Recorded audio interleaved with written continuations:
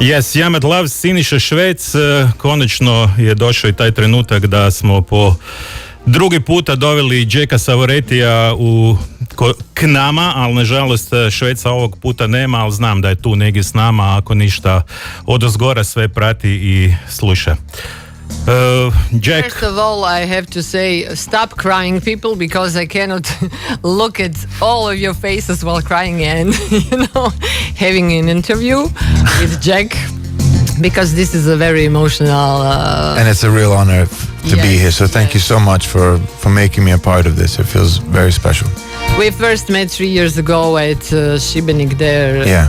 Actually, we were the main initiators of your concert, at the first concert. You were the main. I mean, you guys are the reason that I came to Croatia to begin with. I mean, the reason that people in Croatia ever heard my music was thanks to you guys. That's true.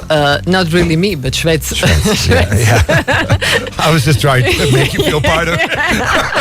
But yeah, let's give credit where it's due. Thank you, Švec. But anyway, we had there, a setup for an interview that was supposed to be 10 or 15 minutes or something like that. And finally, or in the end, it ended up talking more than an hour. Yeah, and but your tour manager. Švec didn't say anything. No, Švec didn't say anything. Very humble. That's he put us together and he just sat there and listened, smiling. He was so excited. He was so excited. That's true. But your tour manager was all the time telling you, stop talking. You have to go. It's the story of my life. Is my tour manager telling me to stop talking. So I'm glad that Švec got to experience the full Savoretti experience. That's true. And afterwards, this year in Opatija, you've met my colleague in Opatija, Martina, and the rest of the guys. It was an amazing night. Wonderful show, wonderful audience. And they reminded you of our meeting there and told you about the unfortunate passing of our big friend and colleague, Siniša. Legend, yeah. And immediately you said, yes, I will come. I mean, what the hell is wrong with you? And how come you are such a nice person? No, I'm not a nice person. It's not that. I mean, I've been doing this for 20 years. Yeah. And, it's... People like Švec, they're magic. People like that. They get artists. That introduce people around the world to a necessary part of culture that they maybe wouldn't otherwise, because we never had the big machine behind us. We never had we didn't even really have a big game plan. We've always been kind of doing this a bit happy-go-lucky, just trying to put the music first. And sometimes that's been to our own detriment. So when people like Švec come along, and there aren't many, that's why I think it's worth, what you guys are doing is amazing, celebrating a person that has done so much for music internationally, bringing it here, introducing it to people here.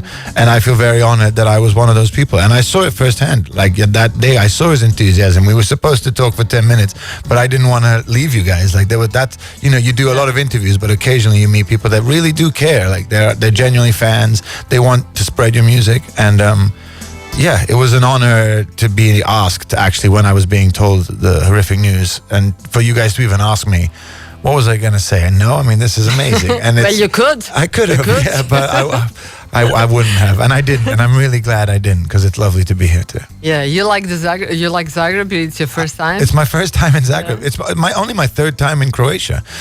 So I'm still getting to know this beautiful country. I'm getting to know the people, getting to know the culture. There's great music everywhere. I have to say, I'm not just saying that. From the taxis to the hotels to the airport to the restaurants, the bars, everywhere I go into, which is not like that everywhere. There's a lot of really interesting, good music. So I'm looking forward to coming back to this city a lot more. It's true. Talking about the music, especially your music, did you know that actually Siniša introduced your music and you to people in Zagreb and Croatia in general? Yeah, I mean, that was the introduction. I mean, people still say that's the reason we're here.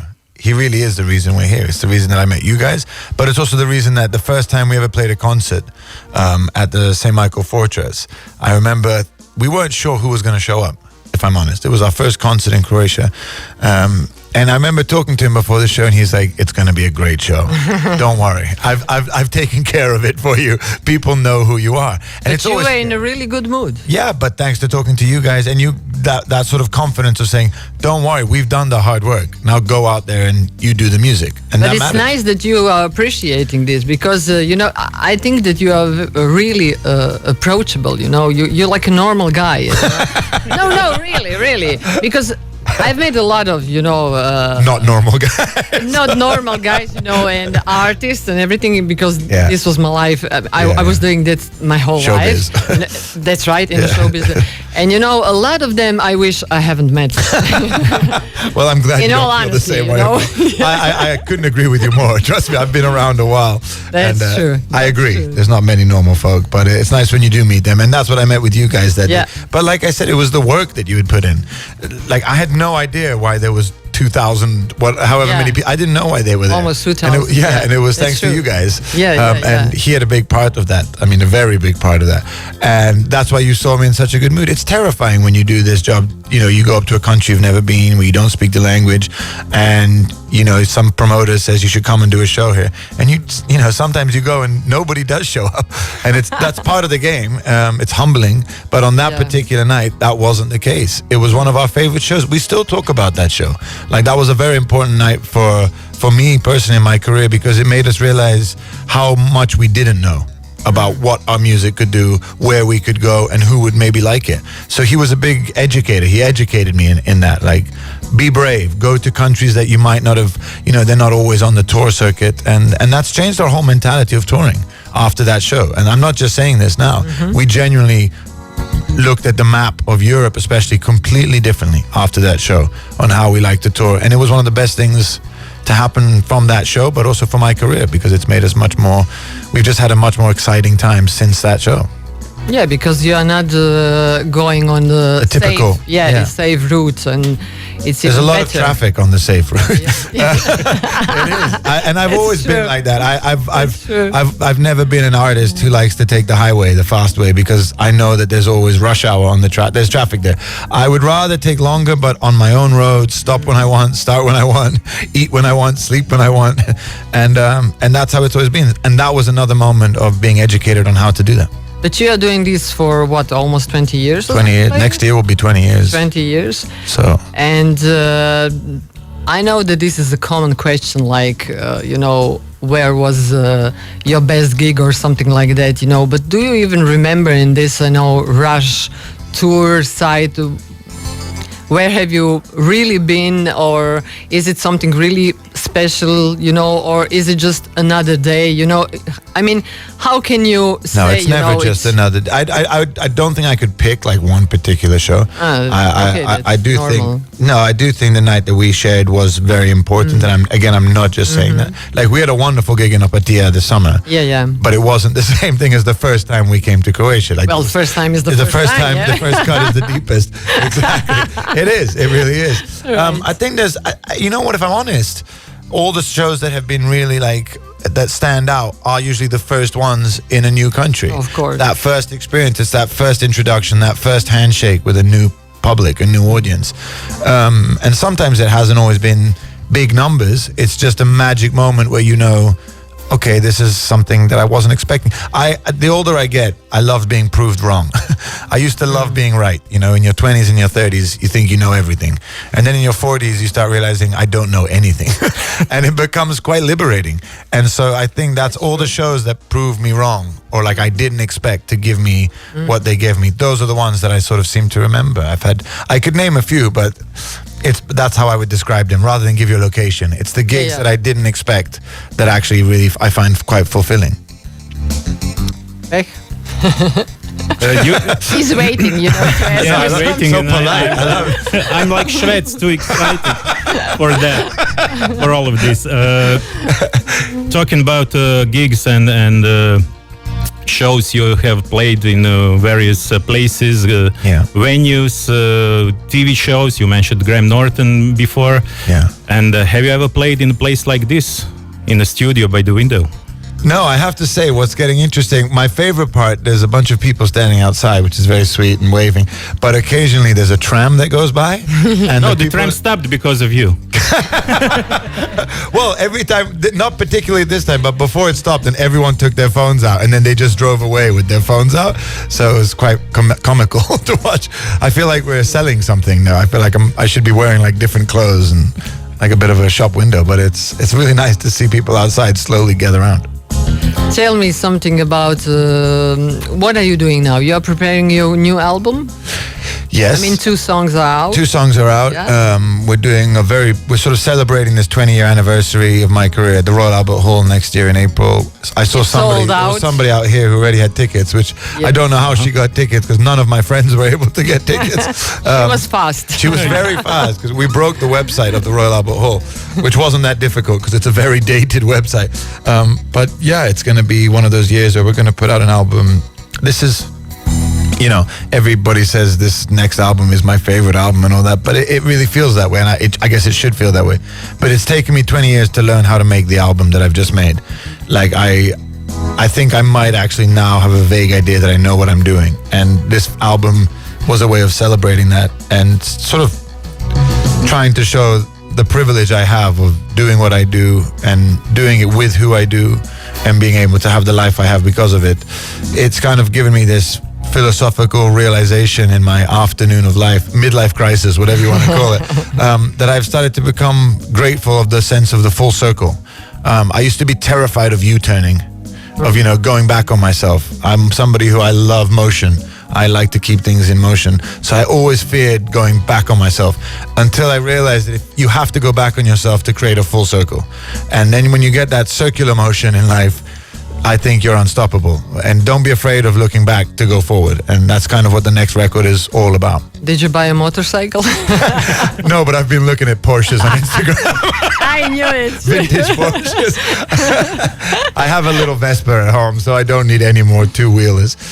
No, I mean, I joke. I hate the expression midlife crisis because I hate the word crisis. Yeah. Carl Jung calls it the afternoon of life. And I think that's a much more poetic and actually quite pragmatic way of looking at it. It really is. It's not the sunset. It's not like you're not looking at that, but you're starting to, the buzz of the morning light of the sunrise is over. And now you've kind of got to collect yourself, reflect so that you can approach the sunset of life in the right way. And the life is much more exciting when you don't know everything. I don't know about exciting, but it's actually really liberating. Yeah. Like I have a genuine sense of lightness since becoming comfortable with the fact that I don't know and saying anything. it loud, Yeah. I don't know. I don't know. Yeah. I used to love it when people proved me right. I was a real haha, told you so. That used to give me a real kick. Now I hate when I'm proved right. I love when somebody proves me wrong. Like, I have tremendous love for people that prove me wrong now, and that's definitely been a big change in my life. In your 50s, it's even better. Trust me.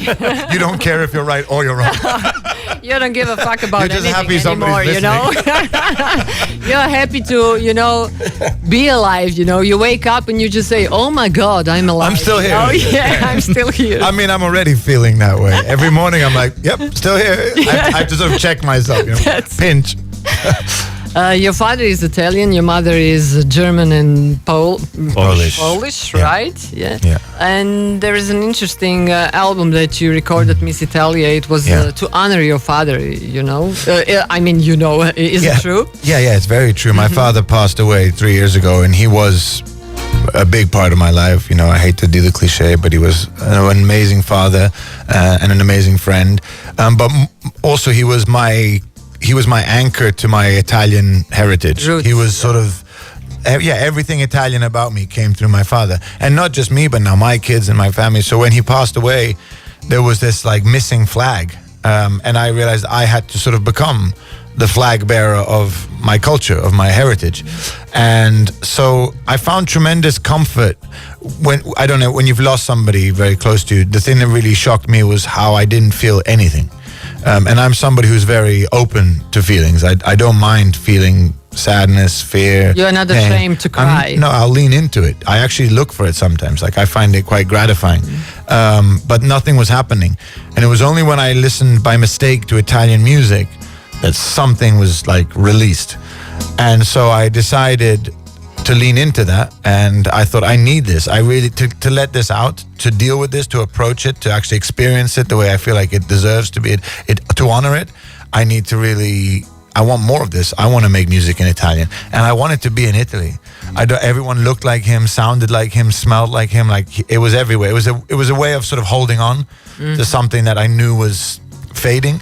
And then you sort of come to terms with the reality that's inevitable. You can't stop that fade from happening, but you can create these little pockets memories, and if you have the privilege of wanting to do that, you can create these little pockets of memories with these people. And I'm thinking about the man we're celebrating today, because I know you guys have a very long history, and you sort of have to decide to carry that with you, because it does fade. So you have to do things like today, like honor them, keep the memory of that person alive as much as possible. And that's why I went and literally made a whole record, so that whatever happens, I've always got that album. It's like a photograph of somebody. It really is. Like, you do forget what somebody looks like. You do need to check that photograph. You forget what they sound like, what they smell like, what they laugh like, what they shout like, what they, snore like. And so you got to create these little music boxes of memory or whatever it is. And to me, Miss Italia was an album that it was that. What was the best advice your father ever gave you? I cannot say that on the radio. You can. No problem. Right. Let me guess who that was.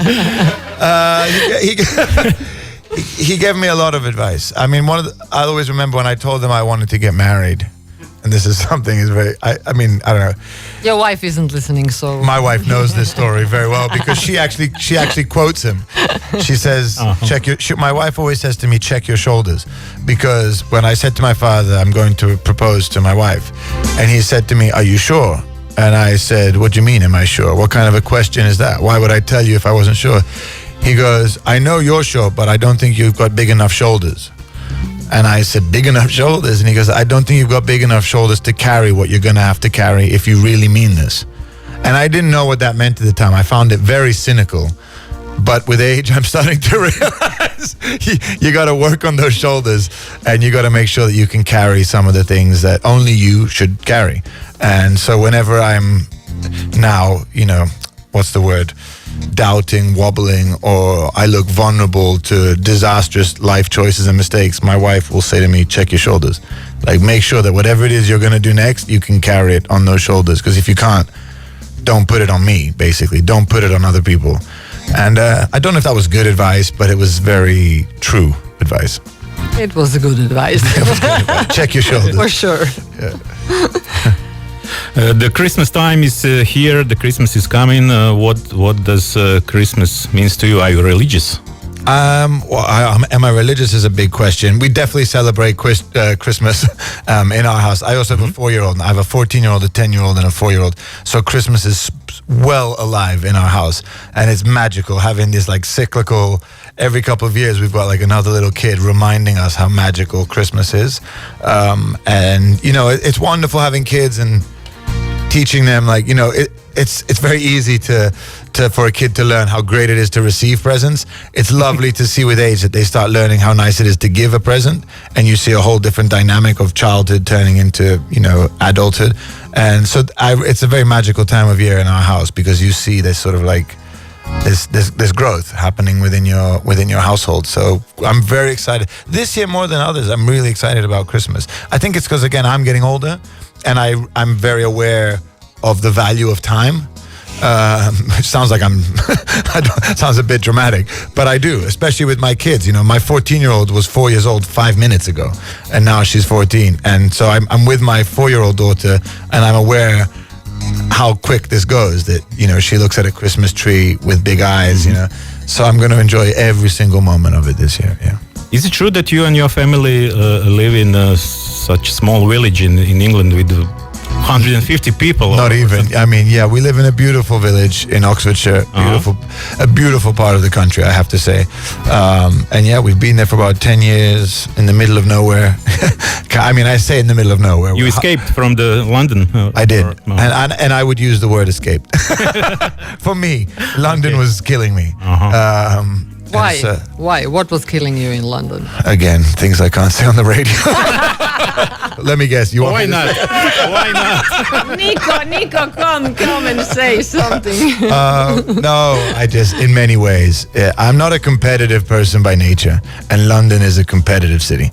Okay. And I never felt comfortable when I felt like I had to be competitive to feel success. And since living in the countryside, I feel incredibly successful, and I don't feel any sense of competition at all. And I don't know what that is, but that's what it feels like for me. And you it's can also, have. And you can have 4 dogs. And I can have 3 kids and 4 dogs and play music as loud as I want till any time of day or morning or night. Yeah. But it's great. also a good place to decompress, you know, when you're on tour. Well, and with 4 everything. dogs and 3 kids, there's not much decompression happening. You don't have your own room? I do have my own room, actually. It's the guest room, but it's called Papa's room. It's known as Papa's room. Whereas my actual bedroom is known as Mama's room. But yeah, I'm in the guest house, yeah. Of course, because you're never home. Well, no, don't say that. That sounds terrible. No, I am. I'm just shoved to the guest room, yeah. I'm kidding. No, I'm kidding. You like to cook and eat? I love to cook. I love to eat more than cook. No, I do love to cook and eat. I'm Italian, so... I saw some tiramisu that you made. Well, I was watching a very good chef make tiramisu. Yeah, that was a fantastic day. No, but I'm very fortunate. It's funny, I was talking about this with somebody the other day, a friend of mine in England, because they were like, how come Italians cook? And actually, I don't know if it's the same here in Croatia, but you learn to cook as teenagers. Like any party you'd go to in Italy, at midnight, whatever condition everybody's in, somebody will decide to cook a pasta. And it's really funny because whatever condition everybody's in, that is the only time Italians are really precise about time. Like the minute you drop pasta in boiling water, everybody is like a Swiss train. They know exactly when 10 minutes has gone by. But you do it. It's like something you do in the night. Like you make your own pasta? Yeah, no. I don't make fresh pasta. Yeah. I think that's overrated. I do. It's good on the Instagram, but like it's a pain in the ass. Like you can buy amazing pasta. That's true. I do think it is a little bit overrated. I mean, I hear you, but no, it's great. Italian, respect to people who do it. Respect, but it's like you don't have to. You really don't have to. Yeah, that's true. Nowadays, really don't. Yeah, there's some great pastas. Like yeah. It's true. It's too much hassle for what you. Have you tried it is fun to do with kids. Sorry. No, Have you tried any Croatian food? What did we try yesterday? We tried something yesterday, but don't ask me to pronounce it. It's like cheese in like pastry. Lasagna. No. There's no pastry in lasagna. Strukli maybe. Strukli, it might have been. Yeah. It sounds Austrian. Strukli. No, it's not. Austrian is strudel. This is Croatian. This is strukli. With cheese though, not with it was with cheese. And huh. It's salty. It was yummy. Salty. It was delicious. I mean, how can that go wrong? It's like cheese and pastry, salt. Okay. Exactly. You can't get that wrong. Oh, so many fans.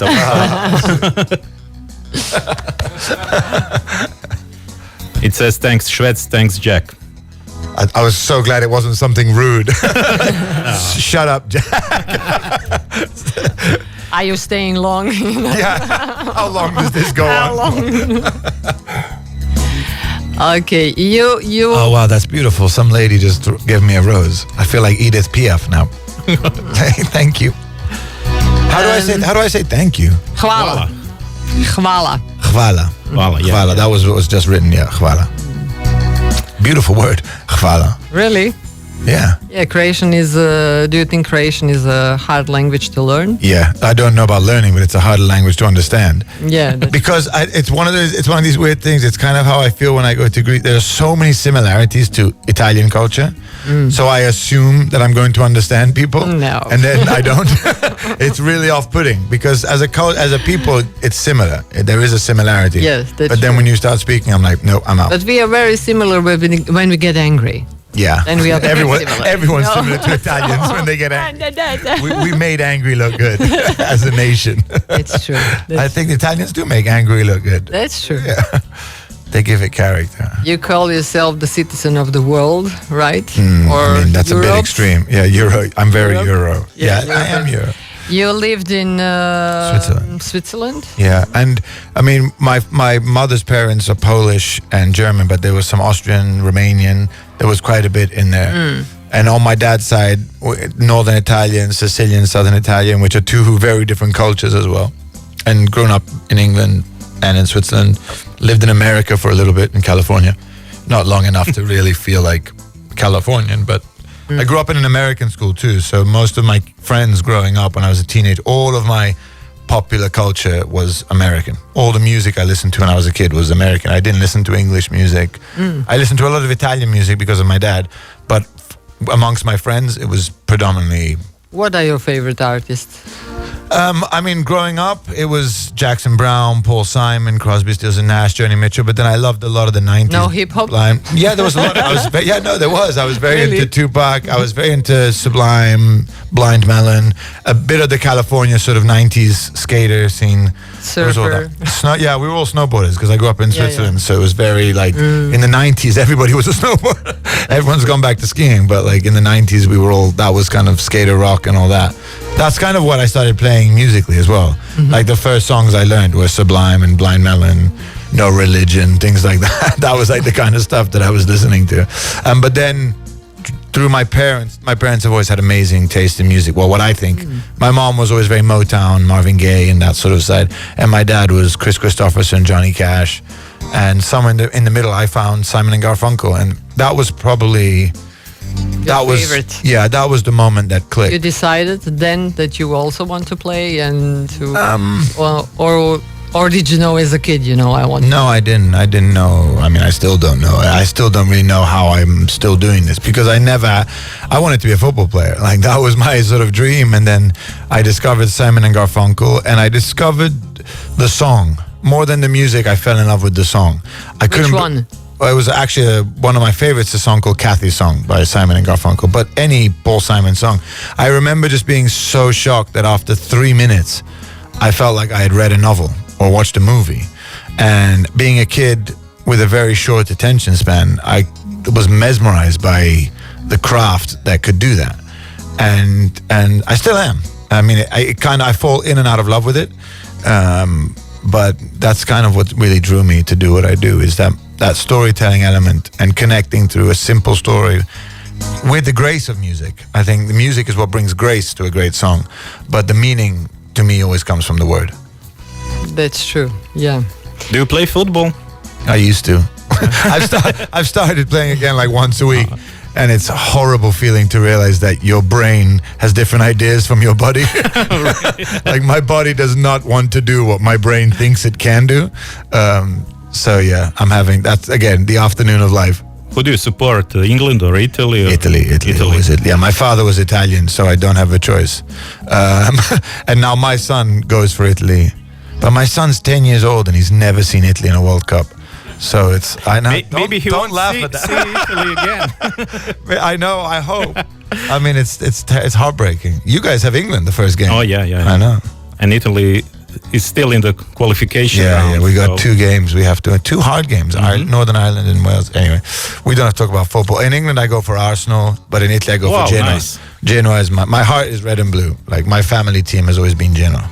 I'm also Arsenal You're fan. a Gunner? Yeah, Gunner. Okay. It's getting dangerous again. I can't bear it. Man City are coming back and so many injuries. Yeah. I don't know. We can do it. Okay. Yeah. So Today you are playing for us. Do you want me to sing some songs? I feel like we're eating into all of my time. I'm like, I'm happy to play. Well, we could talk all night, but I'm happy to play some songs. We can. Shall I?